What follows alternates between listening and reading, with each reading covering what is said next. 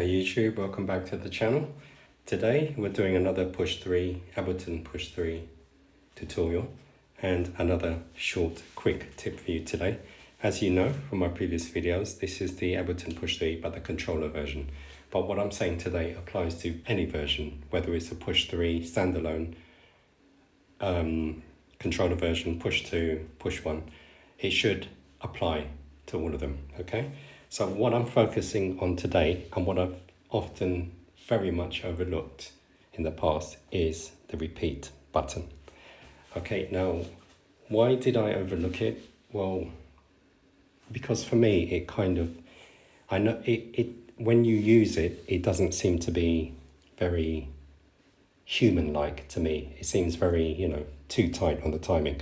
So what I'm going to do now, without me having to press it, you can see that on the divisions here, I've got 16ths highlighted. So when I do press the repeat button and hold it down, the 16th division, no division is highlighted. So if I press any sound, it's going to come out in that note division. So I can do 1/8 triplets. Let me just do the metronome. Actually, let me just play the metronome so you can hear it. So you can hear the timing. Then I go to the 8ths or the 16ths or 16th triplets, which is a little bit crazy, and so on and so forth. And you can go up to 30-second notes and 30-second triplets and so on and so forth. Yeah, I've kind of ignored it because I didn't think it was very useful. I thought it was too robotic. And yes, you can go back in and you can adjust the quantization of the events you just recorded, or pick specific items and change the timings, change the swing, blah, blah, blah. But for me, I just didn't really think too much of it. I just thought it's too much. I'd rather just play it myself, and then correct it through quantizing using that method. Okay, but what I found could be actually really useful, a really useful use for it, is in the different layout modes that you can choose when you're in the drum rack. So I'm currently on track 3, which is a drum rack, okay? And I got these drum sounds there. And typically if I did use repeat, it would be in any one of these modes. I'm just pressing a drum sound, probably a hi-hat or something like that. But like I said, I never used it, but if I was to use it, it would be in that fashion, okay? So one thing I did find that I stumbled across was when you actually want to lay some background kind of sounds, but very subtle ones. And obviously on the push, you can adjust the velocity depending on how much pressure you apply to a pad, okay? But also that's a little bit tricky trying to, you can adjust the sensitivity of the pads and all that, but for me it's just too much hassle, If I got something in me and I want to express it, I just want to express it, not go through settings and all of that jazz, okay? So like I said, as you know from my previous videos, in a drum rack, you got 3, and a melodic track. You got 3 different types of layouts, okay? The one I'm in now, let's see what one it's in. Okay, this is in the loop. Let's see how long this loop is. Did I just record something by accident? I think I did, actually. So let's just undo that. Basically, you have the drum pads here. You've got a sequencer here, and this is the loop mode, which tells you how many bars your particular clip will be, If I press layout again, I go into the 16 velocities mode, and for any sound that I have highlighted in white, I have 16 levels of velocity for that sound, for that sound, for that sound, for all of the sounds, in this track. Then obviously if I press it again, I go to 64 pads mode. I can access 64 sounds at a time.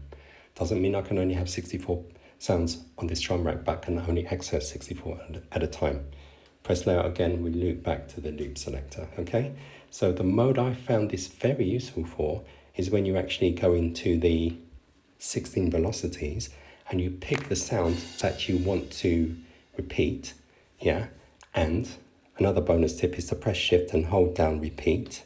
Make sure you've got the note denominator that you want selected and press just the velocity that you want, Then instead of getting this blaring normal level of really in your face repetitive notes, just go down a couple of steps and you can have something in the background, and I find that super useful. Okay, so let me just go take the repeat off. Yeah, don't know why I changed the modes for, but let me just take the repeat off, which I did by pressing repeat to unlock it.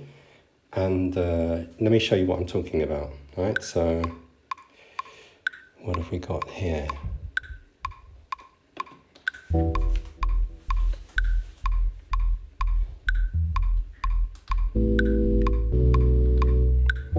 So let me add a beat and then I'll add in some sounds in the background to tell you what I'm talking about, okay?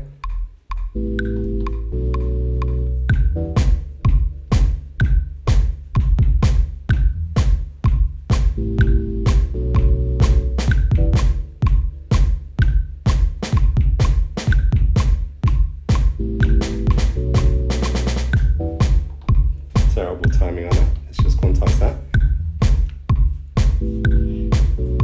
And say I wanted to duplicate that, and then in the next event I wanted to add some, let me just stop it. Say I wanted to add this in the background. Instead of doing it the normal way, which would be like this, loud in your face,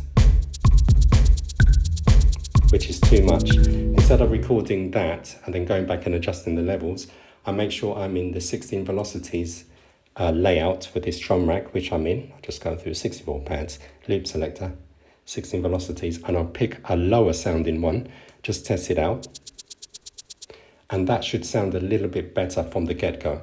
So I'm going to lock the repeat, yeah, and I'm going to record and add that kind of hi-hat sound, but at this pitch level, repeating at this interval, and I might change it in between, yeah? So let's go.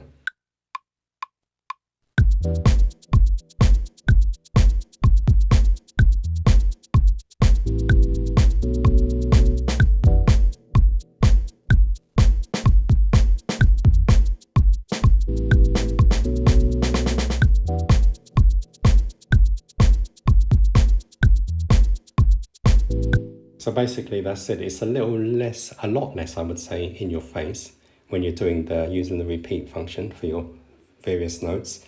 And I just think this is really cool. You just have a little background shuffle, because when we compare it to this one, let's take the metronome off.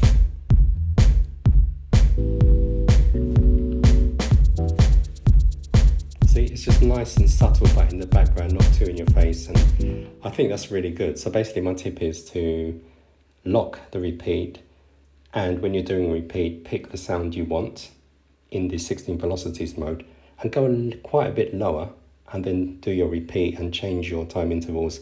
And I think that's got a bit more of a human feel. Obviously, yeah, you can always go in and adjust it afterwards, but as a starting point, I really like this workflow. So just basically that's my tip for you today. Short and sweet on the repeat button, how I think it's useful after all. And I hope that was useful to you all. Anyway, thanks for tuning in, and I'll see you in the next one.